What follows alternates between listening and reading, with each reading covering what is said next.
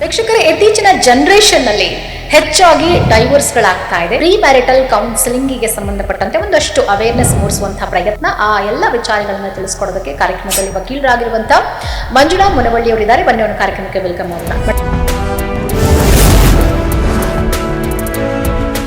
first ನಮಗೆ ಹೇಳಿ, ನಿಮ್ಮ ಹತ್ರ ಬಂದಿರುವಂತಹ ಡೈವರ್ಸ್ ಕೇಸಸ್ಗಳಲ್ಲಿ ಕಂಡು ಬಂದಿರುವಂತಹ ರೀಸನ್ಗಳಿಗೆ ಮಕ್ಕಳು ಮಾಡ್ಕೊಳ್ಳೋ ವಿಚಾರದಲ್ಲಿಯೂ ಕೂಡ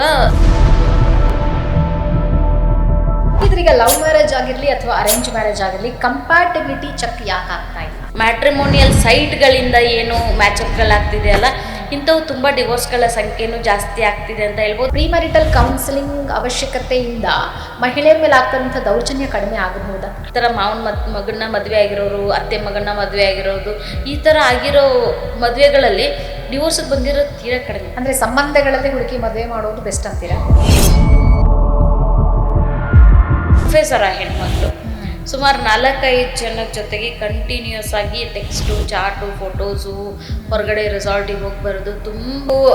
ಯಾಕಮ್ಮ ಈ ರೀಸನ್ ಅಂದರೆ ನನ್ನ ಮೆಂಟಲ್ ಸ್ಟೇಟಸ್ ನನಗೆ